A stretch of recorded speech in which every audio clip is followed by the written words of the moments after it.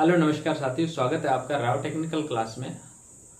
और crash course को बढ़ाते हुए आज अपन करेंगे प्रत्यावर्तक के कुछ क्वेश्चंस जो कि महत्वपूर्ण है और उसी के अंदर उससे रिलेटेड मैं आपको चीजें यही समझाते हुए चलूंगा।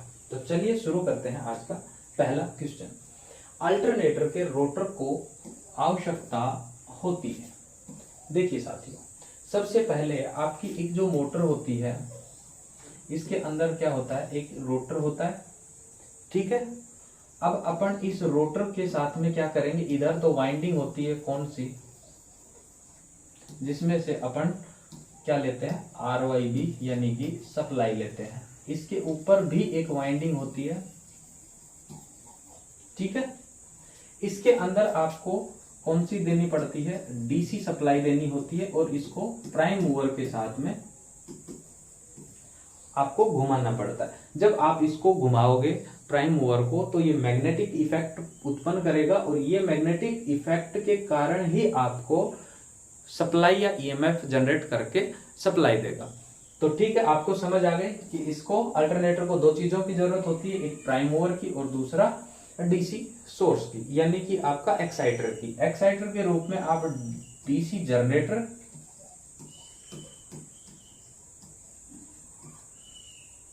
या आप शंट जनरेटर बोल सकते हो।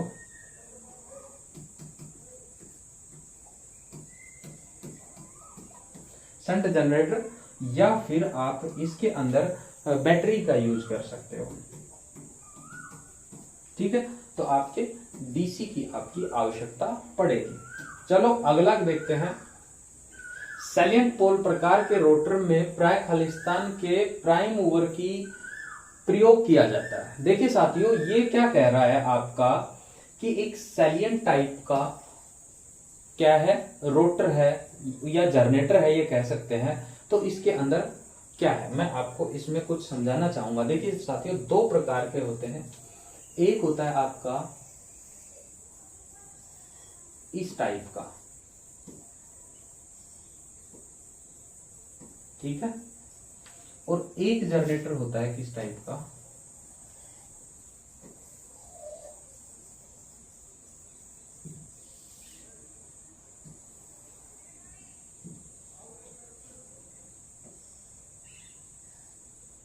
ठीक, ये क्या है, शाफ्ट।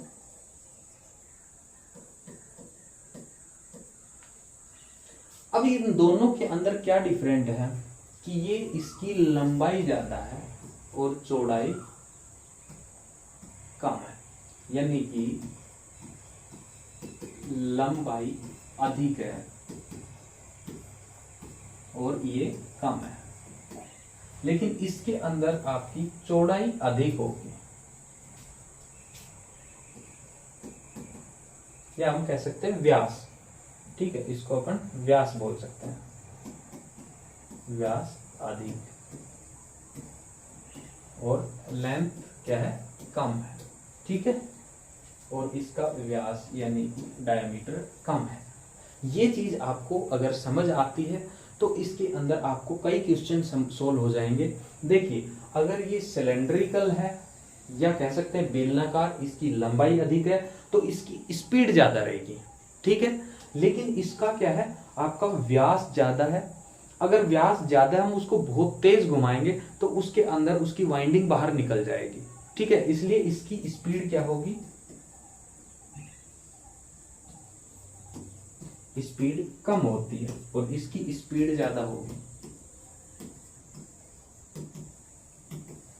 अब आपको यहीं से एक चीज समझ आ जाएगी कि जिसकी स्पीड अधिक है तो इसको घुमाने के लिए आपको किस टाइप का प्राइम मूवर चाहिए जिसकी स्पीड अधिक होगी, यानी कि आपका कौन सा, थर्मल हो गया, जैसे कि हम स्टीम इंजन कहते हैं, ठीक है। और इसके अंदर हाइड्रो इंजन,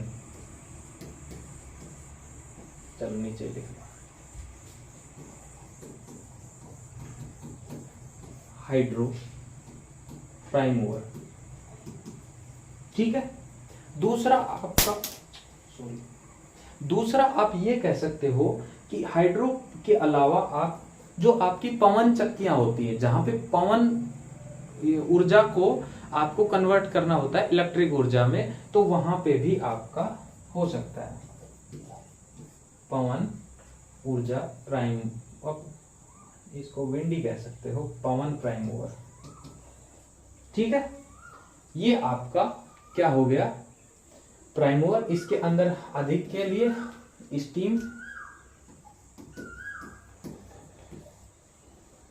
ठीक, या फिर आप इंजन बोल सकते हो, या आप टरबाइन जैसे वो होती है ना जो स्पीड पे चलती हैं, उनका सबका प्रयोग कर सकते हो इनके अंदर। तो इनके अंदर आपका कितने क्वेश्चन बन गए, इनकी लंबाई अधिक होती है, व्यास कम होता है, इसका व्यास अधिक होता है, लंबाई कम होती है, इनकी स्पीड ज्यादा होती है, और इनका जो प्राइम मूवर होता है वो जैसे स्टीम इंजन वगैरह का यूज किया जाता है, जबकि स्पीड कम होती है, और इसके अंदर हाइड्रो और पवन ऊर्जा से चालित इंजनों का प्रयोग किया जाता है। अब दूसरी बात क्या आती है इसके अंदर, कि ये इनके अंदर जो स्पीड अधिक होगी, इनकी स्पीड अधिक होगी, तो इनके अंदर क्या होगा, आपका जो पोल्स की संख्या होगी वो क्या होगी, कम होगी, जबकि इनके अंदर पोल्स की संख्या अधिक होगी। अब देखिए, एक तो अपन इतनी सी जगह में फिट करें और एक इतनी जगह में फिट करें, तो इसके अंदर तो कई पोल्स समा जाएंगे, इसके अंदर पोल्स की संख्या कम होगी। देख, काफी चीजें हैं। अब आपको पोल्स की संख्या से ही इसकी स्पीड का भी पता चला सकते हो, यही सिंपल सी चीज आ गई। और तो छोड़ो, क्या आता है इसके अंदर, NS बराबर 120 F/P। पोल्स की संख्या यदि अधिक है तो उसकी स्पीड कम होगी, पोल्स की संख्या यदि कम है तो NS स्पीड अधिक होगी। ठीक है, ये आपको समझ आ गया सारा कुछ खेल, तो आप इसका जवाब भी आसानी से दे सकते हो। देखिए, सैलिएंट पोल बोल रहा है, ठीक है, सैलिएंट पोल के अंदर आपकी कौन सी निम्न और मध्यम गति के प्राइम मूवर की आवश्यकता होती है। चलिए आगे चलते हैं। 3000 आरपीएम पर चल रहा एक अल्टरनेटर 50 हर्ट्ज आपकी क्या ले रहा है, 50 हर्ट्ज पर वोल्टेज उत्पन्न करता है, तो कितने पोल्स के ऊपर आपका करेगा। तो मैंने आपको अभी बताया था NS बराबर 120 F/P। रख दो मान इसका 3000 बराबर 120 गुना F, कितना है 50 बटा P। ठीक है, 12 पंजू 60, 6000 हो गया, 3 से 2 बार, P बराबर 2, यानी कि आपका डी आंसर सही हो जाएगा। चलो अगला देखते हैं। 1500 आरपीएम पर चल रहे 4 पोल अल्टरनेटर की आवृत्ति होगी, इसके अंदर फ्रीक्वेंसी पूछा गया, क्वेश्चन वही है, फॉर्मूला वही है, NS बराबर 120 F/P। NS कितना है 1500 बराबर 120 गुना F बटा पोल्स की संख्या कितनी है 4, 15 चौका 60, 6000 गुना 6000 बराबर 120 F, 12 पंजू 60, 0 से 0। ठीक है, F बराबर 50 हर्ट्ज, कहाँ है, सी ऑप्शन सही है। चलिए अगला देखते हैं। अल्टरनेटर का नियमन, यानी कि आप वोल्टेज रेगुलेशन की बात कर रहे हो। ये साथियों आपको एक चीज देखना, आपका जो नो लोड जनरेटर होता है उसका EMF अधिक होता है, जबकि फुल लोड जनरेटर का थोड़ा सा कम हो जाता है, इसी को नियमन कहते हैं। अब उसका निकालते कैसे हैं, रेगुलेशन,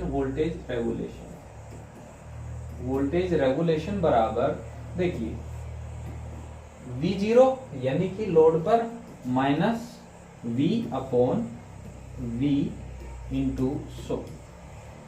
आप इसको इस तरीके से भी आ सकता है, आपके पास में इस तरीके से भी आ सकता है, VNL minus VFL upon VFL गुणा 100, ये आपका फॉर्मूला है। कुछ भी आ सकता है, यहाँ पे आपको थोड़ा सा समझ की जरूरत है कि आपका no load voltage minus full load voltage बटा फुल लोड वोल्टेज इंटू 100। ठीक है, समझ आ गया आपको? तो चलिए अगला क्वेश्चन देखते हैं कि दो अल्टरनेटर को समांतर में चलाने के लिए क्या क्या शर्तें होनी चाहिए। ठीक है, इसके अंदर आपका पहला जो सबसे चीज अहम है वो आपका दोनों का वोल्टेज समान होना चाहिए, यानी कि एक यदि 11 केवी का है तो दूसरा भी 11 केवी का होना चाहिए। हाँ, पावर अलग अलग हो सकती है, ये ध्यान रखना। आपकी वोल्टेज और पावर दोनों अलग अलग होते हैं। जैसे कि आपका इसके अंदर क्या हो सकता है, एक है आपका 45 केवीए का, ठीक है, और एक है आपका 65 केवीए का। ये अलग अलग हो सकते हैं साथियों, लेकिन इनका वोल्टेज बराबर होना चाहिए। ठीक है, इनकी फ्रीक्वेंसी समान होनी चाहिए, फ्रीक्वेंसी अलग नहीं होनी चाहिए।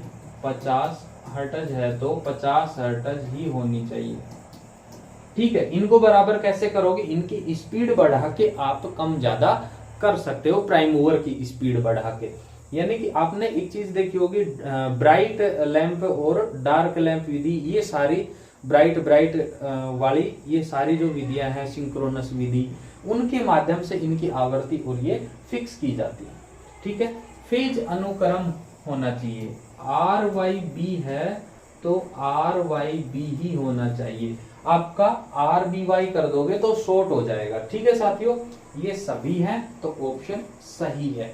इसके अंदर आपकी जो पोलरिटी है वो समान होनी चाहिए, यानी कि एक चीज और आती है, आपकी ध्रुवता समान होनी चाहिए, ध्रुवता समान होनी चाहिए। ठीक है, ये कुछ चीजें हैं, आपको छोटी छोटी इन्हीं चीजों का आपको याद रखना है, इन्हीं में से आपके क्वेश्चन बनते हैं।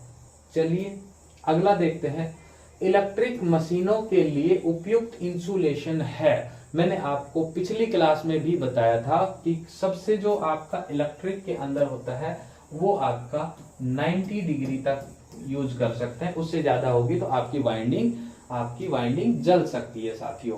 तो वो 90 डिग्री के लिए कौन सा, 90 डिग्री सेल्सियस के लिए कौन सा आपका क्लास होगा, क्लास वाई होगा, यानी कि आपकी 90 डिग्री सेंटीग्रेड के ऊपर। ठीक है, और इसका कितना होगा आपका 105 डिग्री सेंटीग्रेड। क्लास सी की बात करें तो इसका 180 है, 180 से अबोव है,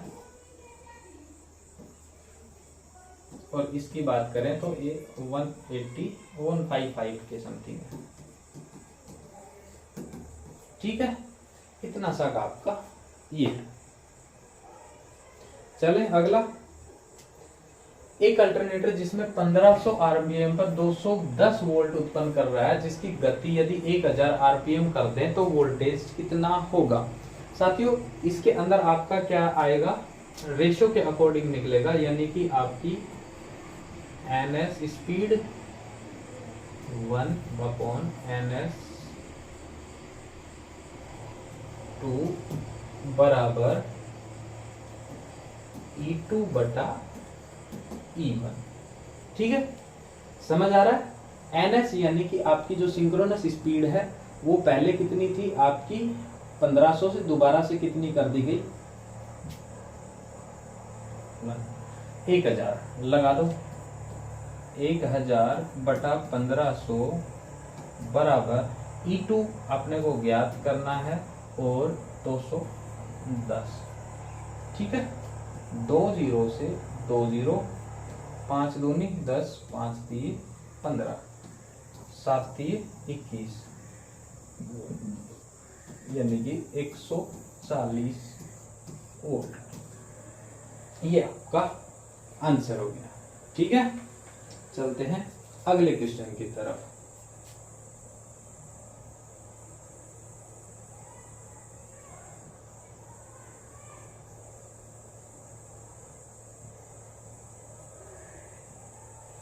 देखिए साथियों, यदि एक 1500 आरपीएम पर चलाया जा रहा 4 पोल तुल्यकालिक जनरेटर एक 6 पोल प्रेरण मोटर को प्रेरित करता है या पोषित करता है या चला रहा है, ये कह सकते हैं।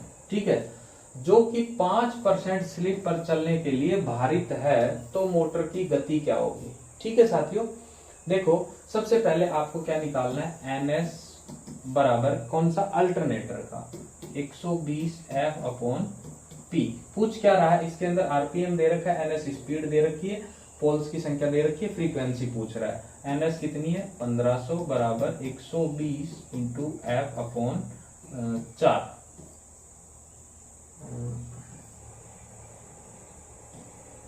30 50 F बराबर 50 हर्ट्ज। ये आ गया आपका अल्टरनेटर का। अब आपको किसका निकालना है, मोटर का। ठीक है, मोटर क्या कह रहा है, मोटर के लिए आपको कि 6 पोल की मोटर है। सबसे पहले क्या निकाल रहा है, 6 पोल की मोटर है, तो इसकी स्पीड निकालें। NS बराबर फॉर्मूला डायरेक्ट रख दो, 120 50 हर्ट्ज फ्रीक्वेंसी के साथ चलेगी। पोल्स की संख्या कितनी है इसके अंदर, 6। ठीक है, 6000 1000, NS बराबर 1000। अब देखिए साथियों, इसके अंदर 5% स्लिप है, यानी कि 5% स्लिप है, तो आपका NR जो होगा ना वो क्या होगा, इसकी अंदर स्लिप घटा दो 1000। अगर इसमें से 5% स्लिप घटाएंगे तो सीधा सीधा मैं 95% निकाल देता हूँ इसका, 95/100 950 RPM। साथियों इसके अंदर एक चीज नोटिस करने की, मोटर की स्पीड यदि पूछे आपको, मोटर की NS तुल्यकालिक स्पीड पूछे तो आप 1000 करोगे, लेकिन मोटर की घूर्णन गति की बात करें तो आप 950 करोगे। ठीक है साथियों, हो गया आपका। चलो इसके बाद में एक है डिस्ट्रीब्यूशन फैक्टर आता है इसके अंदर, और एक पिच फैक्टर आता है। ठीक है, क्योंकि EMF के अंदर आप जब निकालते हो तो इसकी वाइंडिंग होती है, और वो वाइंडिंग किस तरीके से की जाती है, जैसे कि एक पोल ये है, एक पोल चल जा रहे, और दूसरा पोल ये। ठीक है, इनकी यदि वाइंडिंग कर रहे हैं अपन और फुल पिच वाइंडिंग कर रहे हैं तब तो कोई दिक्कत नहीं है। ठीक है, फुल पिच वाइंडिंग के अंदर आपको KP KD का मान नहीं रखना है, लेकिन क्या होता है साथियों, इसको हम आपके कुछ एंगल कम रखते हैं ताकि जो AC वेव है वो अच्छे से आए। तो इसको हम किस तरीके से कर देते हैं, इसको यहां ना करके और इसको किस तरीके से कर देते हैं हम,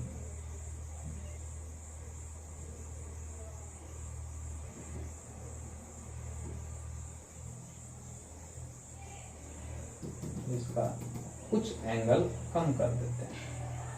ठीक है, इस तरीके से कर देते हैं, तो ये क्या आएगा, इसका डिस्ट्रीब्यूशन फैक्टर या फैलाव आ जाता है। तो इसका एक फॉर्मूला है आपका, डायरेक्ट फॉर्मूला पूछा जाता है, इसका अभी तक कोई क्वेश्चन नहीं पूछा गया है नॉर्मली।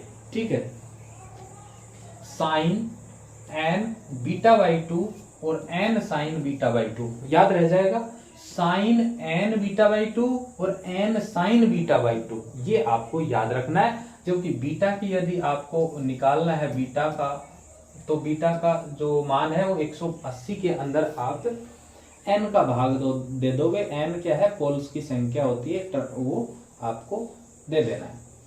अब पिच फैक्टर की यदि बात करें तो आपका cos α/2, अल्फा क्या आता है, इसका एंगल आता है। ठीक है, कितने डिग्री एंगल के अंदर आता है। ठीक है, ये आपका EMF का फॉर्मूला है, 4.44 KP KD phi FT, ये आपका फॉर्मूला है।